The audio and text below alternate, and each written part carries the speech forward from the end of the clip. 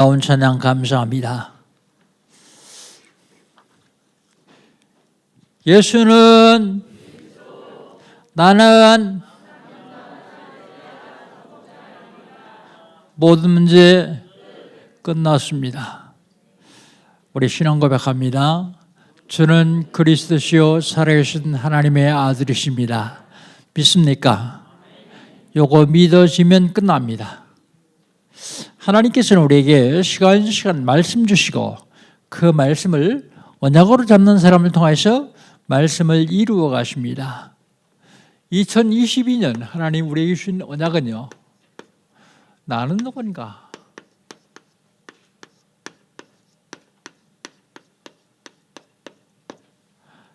마가복음 16장 14절에 보면 부활하신 후에 제자들에게 나타나셔서 믿음이 없음을 책망하십니다. 그리고 15절에 보면 너희는 온 천하에 다니며 천하 만민에게 복음을 전파하라, 그렇게 말씀하십니다. 거기에서 너희는 남은 자입니다. 다 흩어지고 남아있는 자, 남은 자. 남은 자는 복음 가지고 누리는 자를 말해요.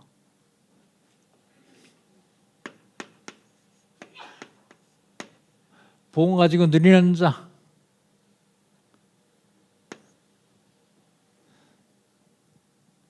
복음 가지고 누리는 남은 자는 어떤 기도를 할 것이냐 하는 것입니다. 우리는 보좌의 축복을 기도해야 돼요. 보좌의 축복. 우리가 이 땅에 살면서 하늘 보좌의 축복을 누린다고 하면 그보다 더 큰 축복을 오겠죠.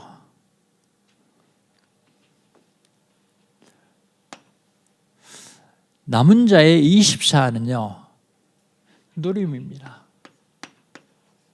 어떤 일을 당하더라도 여러분 눌리지 말고 누리세요.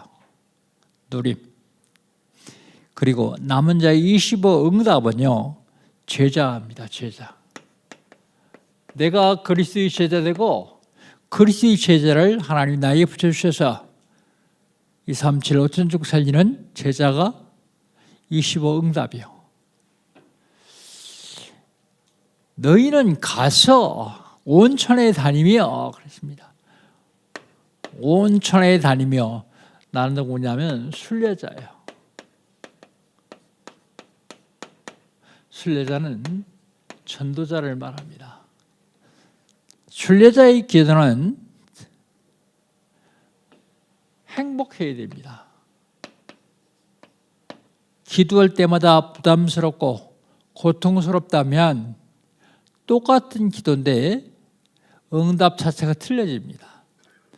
기도는 하나님 응답하실 줄 믿고 행복한 기도를 해야 돼요. 행복. 그 다음에 순례자의 24는요, 하나님의 능력을 누리는 거예요. 돌아다니며 많은 일들을 만나는 능력이 없으면 다 하게 되어 있어요. 능력 누리는 겁니다. 그리고 순례자의 25 응답은요, 많은 데를 돌아다니니까, 많은 사람을 만나니까 만남의 축복이요. 25 응답. 바로 여러분이 이 축복을 받아야 될 사람들입니다. 하나님이 이 축복 주시겠다고 약속하셨어요. 이제 내가 받기만 하면 됩니다. 너희는 온 천하에 다니며 천하 만민에게 복음을 전파하라. 정복자예요.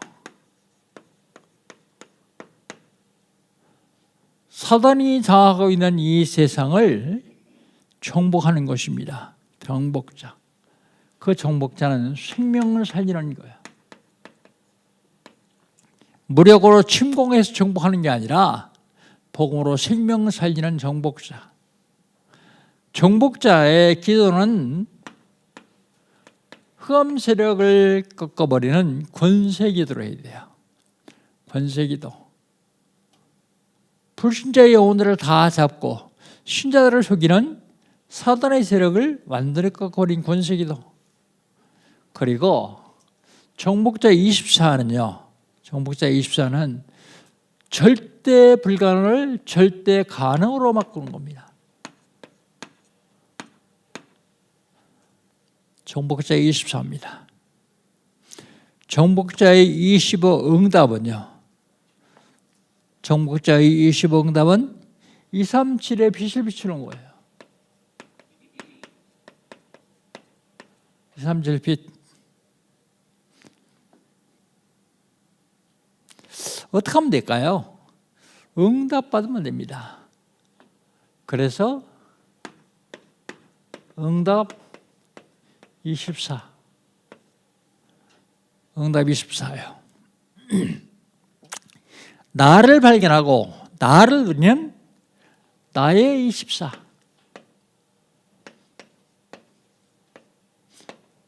나를 발견해야 돼요. 살면서 자기가 누군지도 모르고 사는 사람이 있어요. 나를 발견하고 누리는 나의 24. 그리고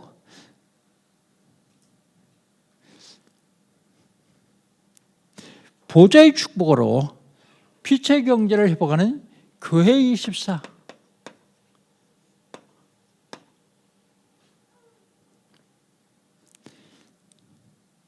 보좌의 축복으로 빛의 경제를 회복하는 교회 24. 그리고요. 복음으로 정복하여 응답받는 현장 24.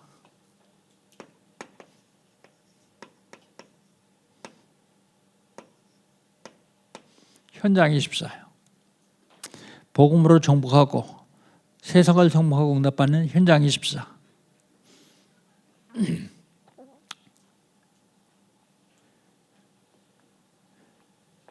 이거는 우리 교회에 주신 것이고 이거는 본부에 주신 것입니다. 양쪽 프랭카드 보면 알 수 있을 거예요. 잊지 말라고 이렇게 프랭카드를 붙여놨습니다. 그렇다면 1월 달 하나님 우리의 신앙약은요. 하나님이 주신 것, 하나님이 나에게만 주신 것이 있어요.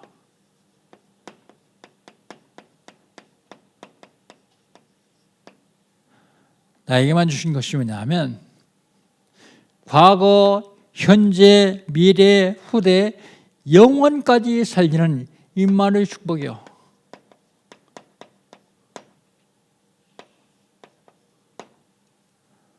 나에게만 주신 것. 하나님이 교회에 주신 것이 있습니다.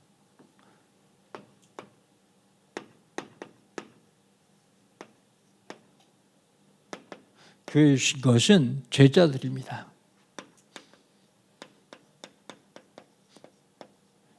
감람산의 언약을 잡은 제자들,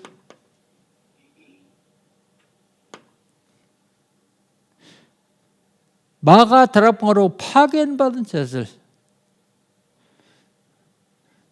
미안합니다. 갈보리산의 언약을 잡은 제자들입니다. 감람산에서 마가 다락방으로 파견받은 제자들, 마가 다락방에서 세상으로 파송받을 제자들, 제자들입니다. 그 다음에 현장에 주신 것이 있습니다.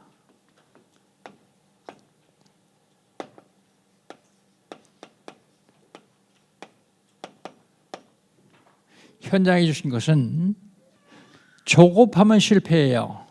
그래서 기다림입니다. 그냥 무턱대고 기다리는 것이 아니라 의도, 임마누엘, 원네스, 하나님이 함께하면서 기다리는 거예요.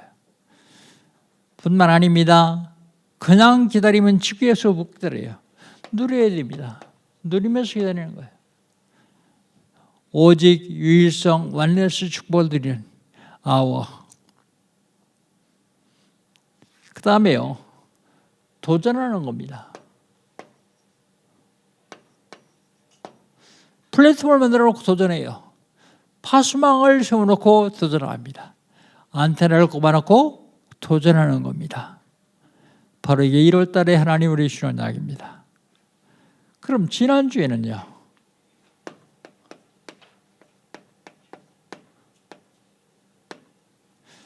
하나님이 시내산에서 모세에게 십계명을 주실 때 경계를 정해놓고 경계를 넘지 말라 그래 놓으시고서 그 하나님이 누군지를 성경에 설명하고 있습니다. 그래서 제목을 하나님은 누구신가?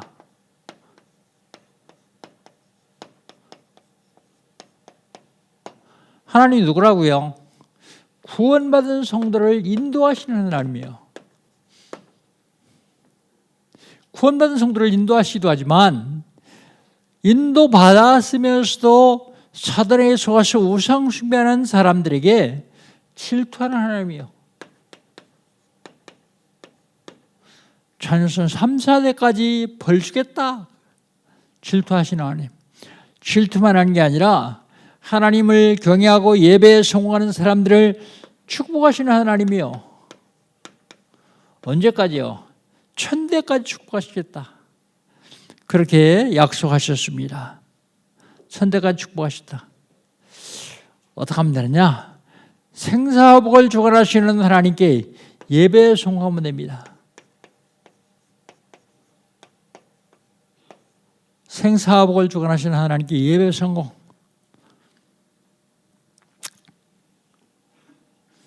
그렇다면 오늘은요, 이번 주간은 영적 싸움 60번째입니다.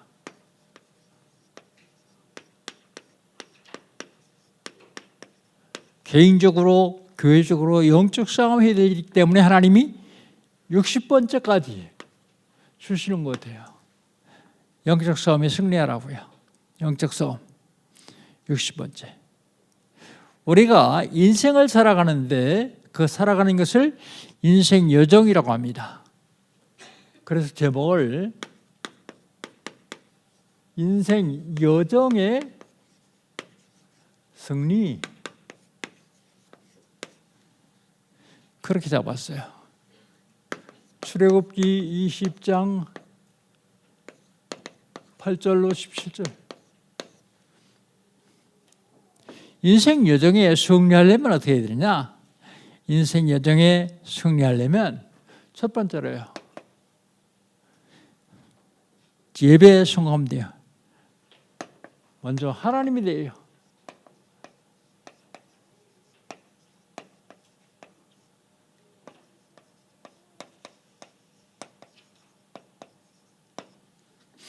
예배 성공입니다.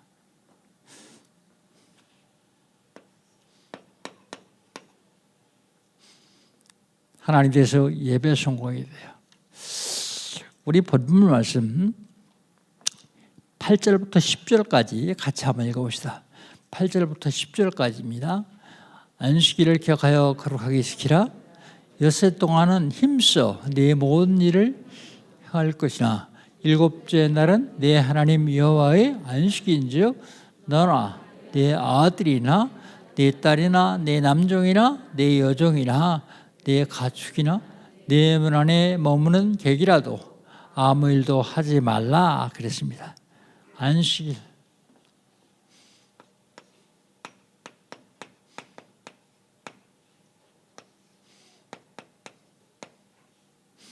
안식일 어떻게 하라고요? 거룩하게 지켜요.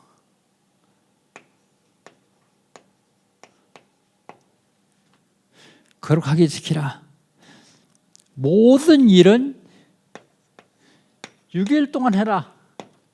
그리고 안식일을 거룩하게 지키는데 그날은 아무 일도 하지 말라. 아무 일도입니다. 그러니까 안식일 지키는 게 뭐예요? 아무 일도 하지 않는 거예요. 가만히 있는 겁니다. 안식일을 지켜야 되는 이유가 있습니다. 안식일을 지켜야 되는 이유 11절입니다. 11절 같이 한번 읽읍시다. 이는 엿새 동안에 네 여호와가 하늘과 땅의 바다와의 그 가운데 모든 것을 만들고 일곱째 날에 쉬셨습니다. 그러므로 나 여호와가 안식일을 복되게 하여 그날을 거룩하게 하였느니라. 안식일을 지킨 이유는요, 하나님께서 6일 창조하셨기 때문에요. 그리고 하나님께서 7일째 쉬셨기 때문에요. 너희도 그같이 하라. 그 유대인들이 여기에 딱 매여 있어요. 그 유대인하고 싸울 적에는 7일 전쟁하면 이겨요. 6일 전쟁하면 집니다. 왜 7일 전쟁하면 이길까요? 7일째는 아무것도 못해요. 적이 쳐들어와도 계속 도망만 가요. 도망가도 안 되죠, 사실은. 사도행전이 되니까 안식일에 갈 만한 알맞은 거리다 그랬는데 안식일 5리 이상 더 못 가요. 근데 5리 이상 도망가는 안식일 범하는 거잖아요.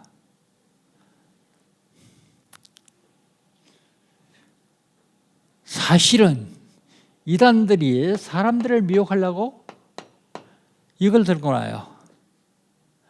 왜 안식일 안 지키냐? 어디 일요일을 지키라 그랬냐? 그러면서요. 그런데 우리가 이걸 잘 모르면 당하게 되겠습니다. 제가 중학교 다닐 때요, 우리 동네에 그 중학교 앞에 안식교가 하나 생겼어요. 안식교가 생겼는데 제 친구 하나가 그 교회를 다녀요. 근데 토요일마다 결석하는 거예요. 지금은 토요일 학교 안 가잖아요. 그때는 다 갔었거든요. 그래서 선생님이 붙잡고 물어봤어요. 왜 안 오냐 하니까 그날 교회 가야 됩니다. 안식일 안 지키면 큰일 납니다. 야, 교회는 일요일 가는 건데 토요일 가냐니까 우리 교회는 특별한 교회라서 토요일 가야 됩니다. 그러면서 계속 교회를 안 나오던 자기 학교를 안 나오던 아이가 있었어요. 지금도 이단들이 다 이걸 가지고 사람들을 묶어놔요. 심지어는 뭐라고 얘기를 하냐면 바울 사도도 안식일 지켰다 그래요.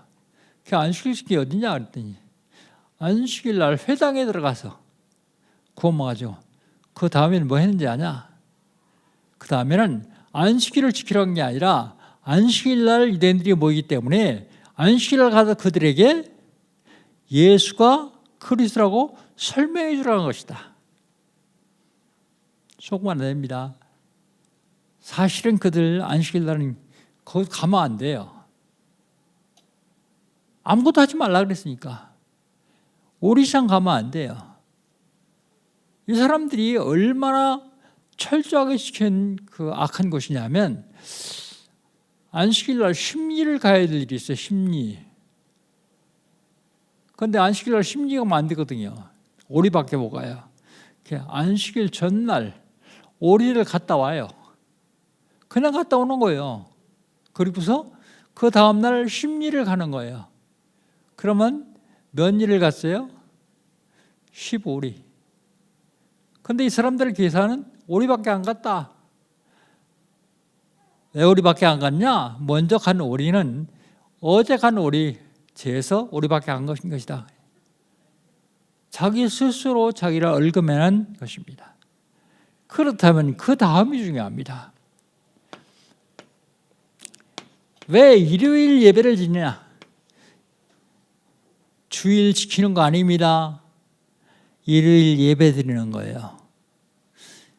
일요일 예배 드리는 이유가 있어요.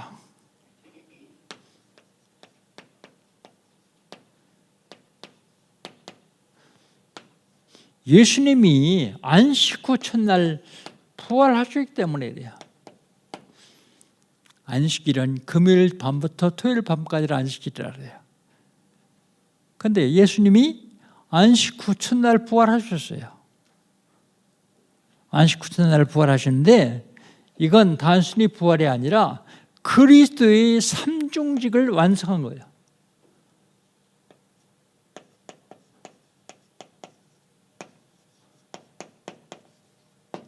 요한복음 19장 30절에 예수님이 십자가에서 다 이루었다. 그건 예수님이 선포입니다. 그런데 실질적으로 완성은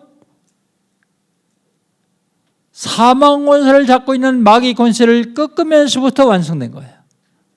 죽음의 권세를 꺾으면서부터. 그래서 부활하는 날이에요. 그날 모여서 하나님께 예배드리는 겁니다. 삼중시. 여러분, 주일이라는 말 자체는 합당하지 않습니다. 일요일은 주일이고 월요일은 누구 날입니까?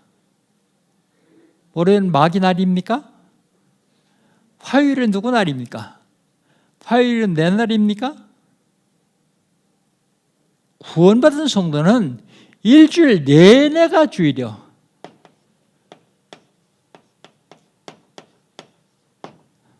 일주일 내내가 다 주의 날입니다. 여기서 마귀 날이나 내 날은 없어요. 그런데 왜 일요일 날 예배드리냐? 흩어졌던 성도들이 한번 모여서 예배를 드려야 되는데 초대교회 때는요, 부활 안식 후 첫날 모여서 하나님께 예배하고 교제하고 떡을 띠고 그랬습니다. 그래서 일요일 날 하는 거예요. 일요일 날.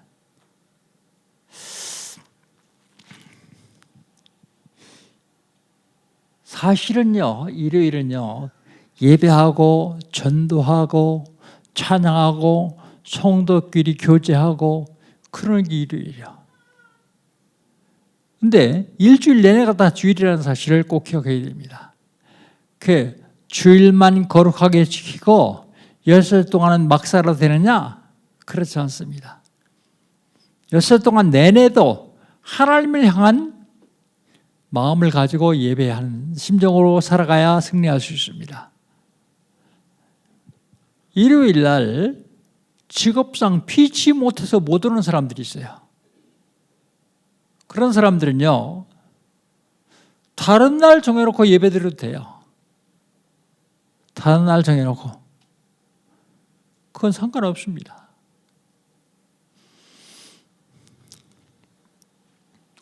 얼마나 짧은 시간에 설명이 되는지 모르겠습니다.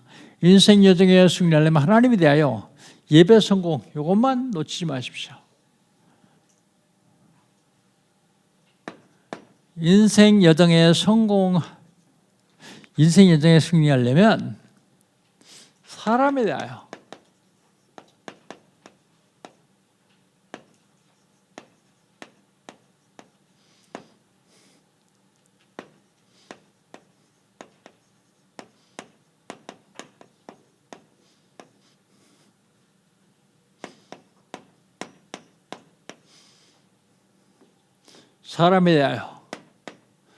첫 번째입니다.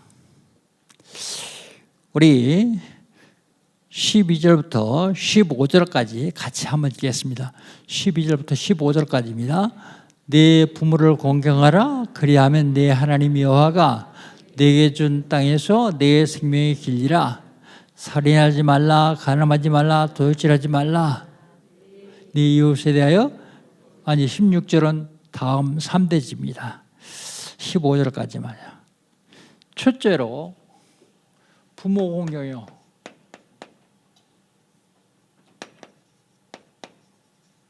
부모 공경. 부모를 공경하면 뭐 한다고요? 내 생명의 길이라 그래서 생명. 하나님 주신 땅에서 생명의 길이라. 그런데요, 부모를 공경하는데 에베소서 6장 1절에 보면 주 안에서 순종하라 그랬어요. 주 안에서. 내가 예수를 믿고 너무 좋아서 우리 아버지에게 전도를 했어요.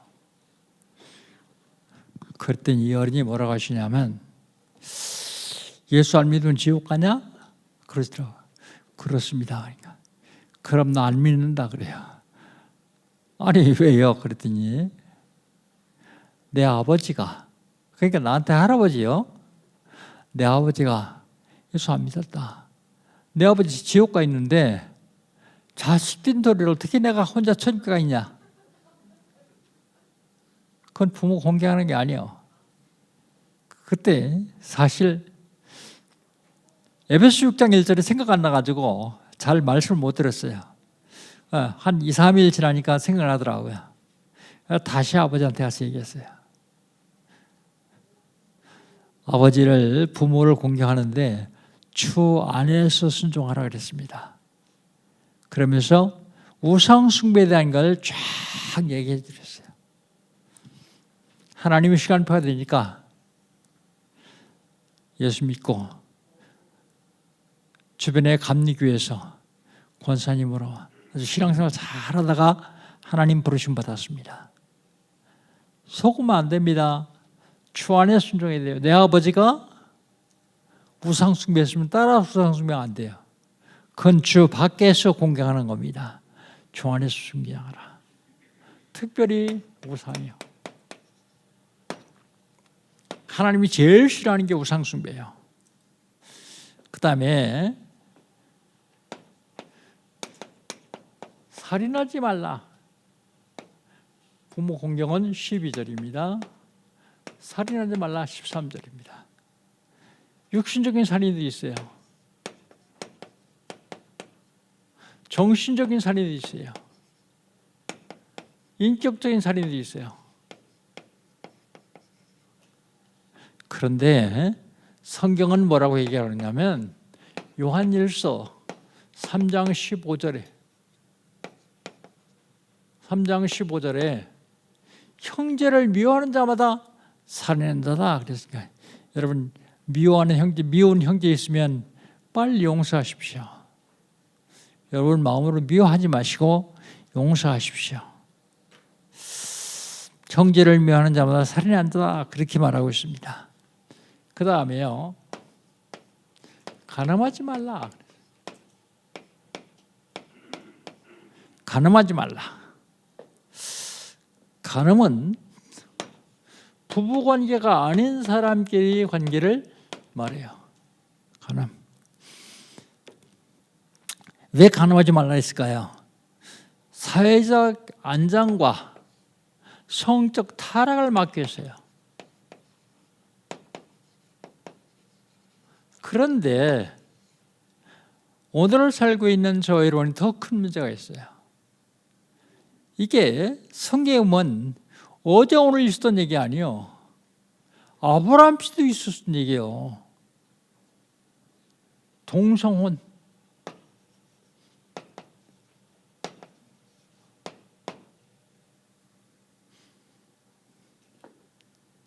아브라함 시대 때 소돔과 고모라 성에 동성이 많았어요. 동성혼.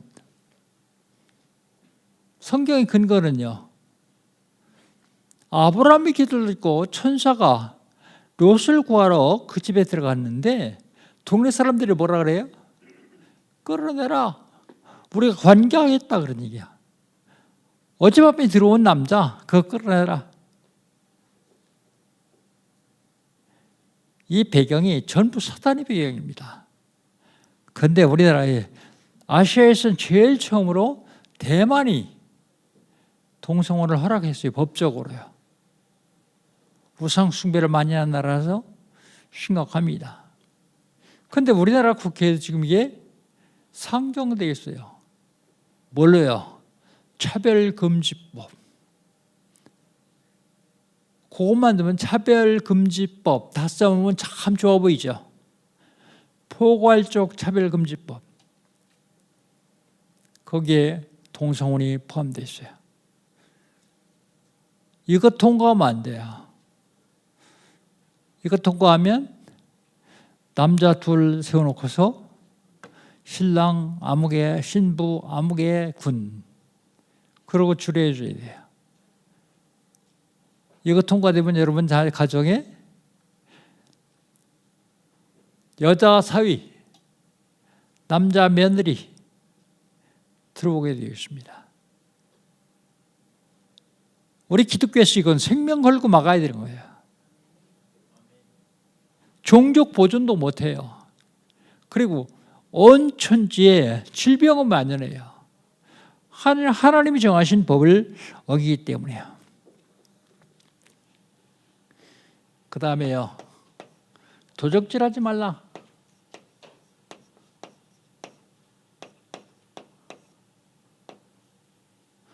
도적질은 내 것이 아닌 것, 그거 가져오는 게 도적질이에요.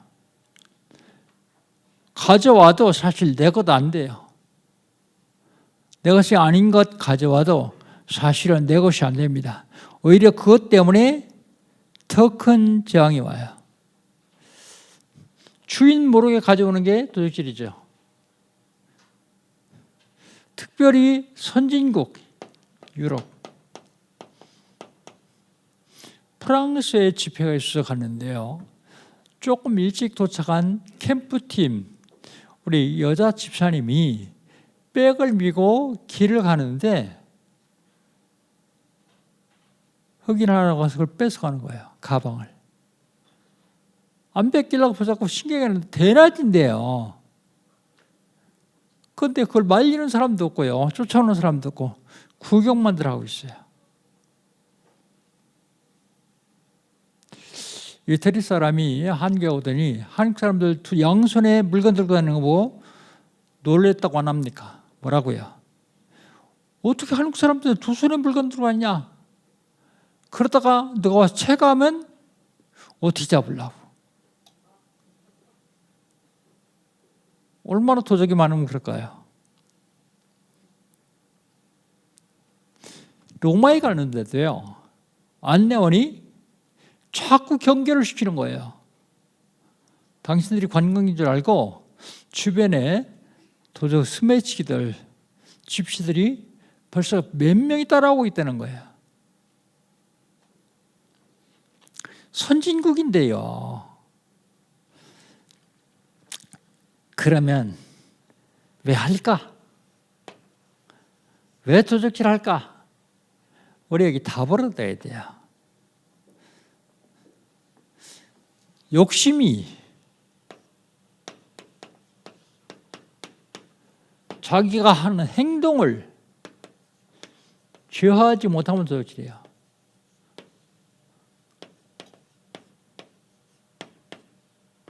욕심이 행동을 제어하지 못하면 도적질하게 되어 있습니다. 인생 여정에 승리하려면 첫 번째로 예배 성공해야 돼요. 두 번째로 도덕적인 삶을 살아야 돼요. 이 도덕적인 삶은 내 구원과는 상관없습니다. 그런데 다른 사람 구원하고는 상관이 있어요. 도덕적인 삶. 도덕적인 삶을 살아야 인생 여정에 승리할 수 있어요. 마지막으로 인생 여정에 승리하려면 마음이 돼요.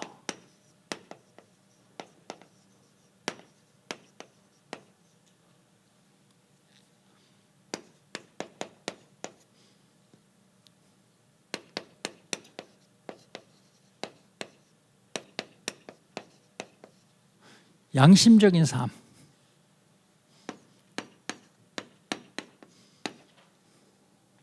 양심은요, 두 가지 뜻으로 해석할 수 있어요. 우리는 한글로 그냥 양심 그랬는데 한자에 보면 양심은요, 두 냥스를 써가지고 두 마음 그렇게 표현하기도 하고요. 좋을 양자를 써가지고 선한 마음, 양심 그렇게 표현하기도 합니다. 그런데 바울도 이 고백을 했어요. 내 마음속에 다른 애가 있어.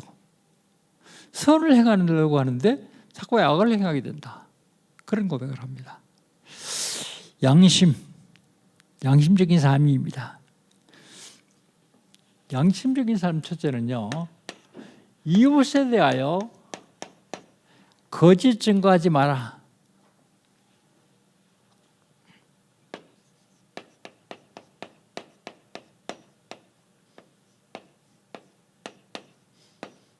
이웃에 대하여 거짓 증거하지 마라.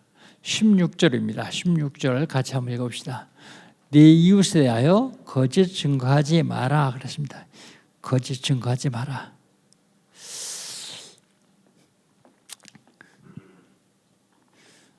누구라고 얘기하지는 않겠습니다. 네. 개혁자하고 합쳤는데 목사님들끼리 모였어요. 근데 목사님 중에 한 분이 쉽게 설명하면 A라는 목사님이요. 그런데 B도 있어요. C도 있어요. 거기에 나도 있어요. 몇 명 있는데 이 A라는 목사님이 뭐라고 하냐면, 야 B야, 너 C가 너 죽여버리겠다 그러더라. 앞에 앉혀놓고요. 제가 깜짝 놀랐습니다. 거기서는 말을 안 했어요. 그러니까 아닌 줄 아니까 이 사람 다 웃고 말아요. 이 사람을 A를 내가 저에게 만나서 물어봤어요. 너 그 얘기 사실 아니지? 아니래요. 너 거기서 사람들 이목을 좀 집중시키려고 그랬지? 그렇대요. 네가 거기서 이목을 집중시켜가지고 인기는 얻는지 모르지만 네가 그 말하는 그 순간은 너는 요한복음 8장 44절에 잡혔다. 거치압이 거짓말장에게 잡혀가지고 말하는 것이다. 네가 그 말 한다 그래서 둘 다 앉았으니까 뒷말하는 게 아니고 아무도 안 믿을 것이다. 그런데 네가 한 말은 거짓말 아니냐. 흠칫하더라고요. 여러분, 우리가 살면서 조심해야 됩니다. 거짓말하면 안 돼요. 거짓 증거하지 마라. 거짓말 해가지고 성공한 사람도 있는데요. 누구요? 라합. 정탐꾼 옥상에 숨겨놓고서 군인들이 오니까 성문 닫기 전에 저쪽으로 갔다. 빨리 가면 만날 수 있을 것이다. 거짓말까지 합니다. 그런데 그거는 생명을 살리려고요. 그런데 생명을 살리는 것도 일상적으로 라합 같은 경우는 어쩔 수 없겠지만 될 수 있는 대로 거짓말하면 안 돼요. 거짓. 왜 안 되느냐? 요한복음 8장 44절 사단의 종노릇 하기 때문에요. 사단의 종노릇 하기 때문에 그렇습니다. 농담으로라도 절대 거짓말하면 안 됩니다. 살인자고요. 처음부터 살인자입니다. 그리고 거짓말당이고 그것이 아비가 되었습니다. 그랬어요. 그러니까 거짓말하는 사람의 아비가 사단이에요. 사단이 영향을 받아서. 그 다음에 내 이웃의 집을 탐내지 말라.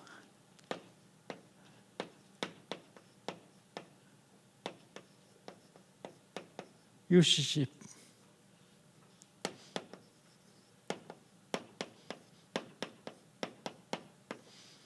(17절) 상반절에 그렇게 얘기했죠. 17절 상반절 제가 읽겠습니다.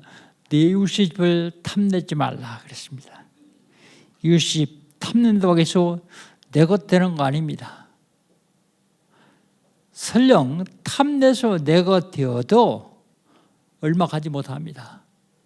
오히려 그것 때문에 더 큰 재앙이 오게 되어 있어요. 재앙. 하나님의 것을 탐내는 것 더더욱 금해야 되죠. 어떤 경우로다 말입니다. 그 다음에 17절 하반절에 보면 이웃의 소유를 탐내지 말라.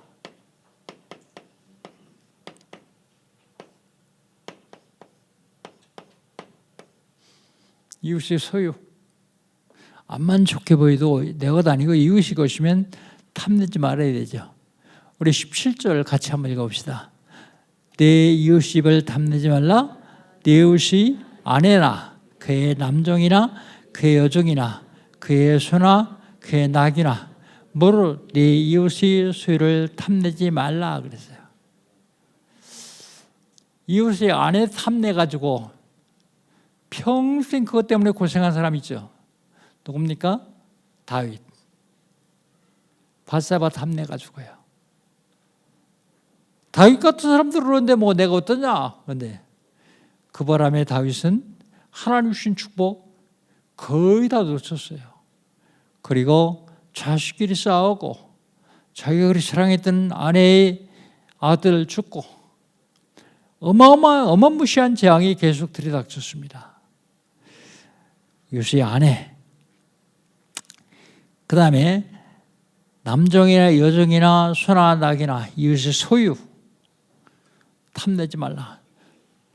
소유를 탐내다가 죽은 사람 누구예요? 열왕기하가서에 본 아합 왕. 아합 왕궁 앞에 포도원이 하나 있어요. 그 이름이 나봇의 포도원입니다. 나봇. 근데 굉장히 좋은가 봐요. 아합 왕이 욕심낼 정도니까, 탐낼 정도니까. 근데 아합 왕이 늘 수심이 차 있어요. 그러니까 아합 왕은 조금 더 악한 아합 왕의 아내 이세벨이 묻습니다. 왕은 도대체 왜 그렇게 근심이 많습니까? 근심이 수심이 가득합니까? 그러니까 저 포도원을 내가 가져야 되는데 나봇에게 팔라 그랬더니 안 판대요. 걱정하지 마십시오. 그래서 모략을 써서 나봇을 죽이고 포도원을 뺐어요. 내 것 아닙니다. 오히려 그것 때문에 엄청난 재앙이 오죠. 본인뿐만 아니라 나라까지도요. 엄청난 재앙이 옵니다. 성경이 얘기하는 건 그냥 하는 얘기가 아닙니다. 하나님 말씀이 그냥 말씀이 아니요. 하나님은 살아 역사하시기 때문에 이 말씀으로 천지 우주만물을 창조하시기도 하실 거예요. 우리 모든 인간의 생사복을 주관하시기도 하십니다. 인생 여정에 승리하려면 예배 성공하면 돼요. 도덕적인 삶을 살면 돼요. 그 다음에요. 양심적으로 살면 됩니다. 양심적으로. 착한 마음으로 해요. 양심적인 삶. 자, 그렇다면 결론적으로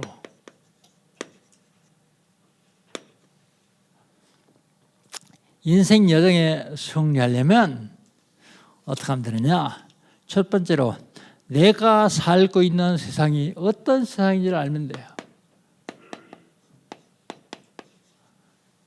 내가 살고 있는 세상이 창세기 3장 나중심, 창세기 6장 물질중심, 창세기 11장 성공중심, 명예중심이란 말입니다.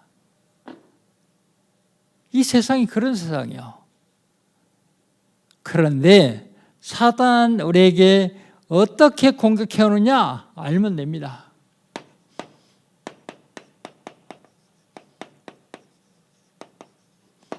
사단의 공격. 하나님 뭐라 믿냐? 네가 하나님 되라. 그게 창세기 3장입니다. 창세기 3장으로 공격해요. 돈이면 다다. 돈. 그 외에 뭐가 있냐? 물질 중심. 그게 창세기 6장이요. 그리고 성공 중심. 바벨탑 높이서 성공하자. 그리고 우리 이름을 내자. 명예. 교회 와서 누가 알아주면 배가 아픈 분이 있죠? 창세기 11장에 걸린 줄 알면 됩니다. 빨리 내려놔야 됩니다. 거기 걸려있으면요. 그걸 타고 사단이 돌아서 역사하게 되어 있어요. 안 알아주면 어떻습니까? 하나님이 알아주면 되지. 하나님 일을 하는데요. 속으면 안 됩니다. 그런데 이게요. 사도행전 13장 무속, 16장 점술, 19장 우상숭배에서 오는 질병 이런 걸 타고 계속 들어요. 어떤 경우라도 사단에게 속으면 안 됩니다. 그래서 사실은 6가지 요것 때문에 오는 것이 6가지 불신 상태예요. 요걸 우리는 불신 상태 그러는데 불신자들 말로는 운명이요. 운명에 딱 갇히게 되겠어요. 운명. 어떻게 하면 승리할 수 있습니까? 복음 누리고 증거하며 생명 살리는 남은 자 순례자, 정복자 되면 됩니다. 사랑하는 성도 여러분, 인생 여정에 승리해야 됩니다. 어떻게 하면 된다고요? 예배 성공하면 돼요. 어떻게 하면 된다고요? 도덕적인 삶을 살면 됩니다. 어떻게 해야 된다고요? 양심적인 삶을 살면 돼요. 어떻게 하면 된다고요? 24 응답받아서 남은 자, 순례자, 정복자의 삶을 사시기를 주의 이름으로 축복합니다. 하나님 감사합니다. 인생 여정에 승리해야 됩니다. 인생 다 살아놓고 나는 인생 실패했다 하는 고백하지 않고 그래 보람된 삶을 살고 승리했노라고 하나님께 영광 돌리는 삶을 살 수 있도록 하나님 축복하시고 인도하여 주시옵소서. 우리 영광교회 온 중자들과 성도들을 축복하셔서 영적 싸움 인생 여정에 승리하는 우리 영광교회와 성도들 될 수 있도록 인도하여 주옵소서. 예수님의 이름으로 기도합니다. 아멘. 한 1분간만 오늘 받은 말씀 잡고 기도하는 시간 갖겠습니다.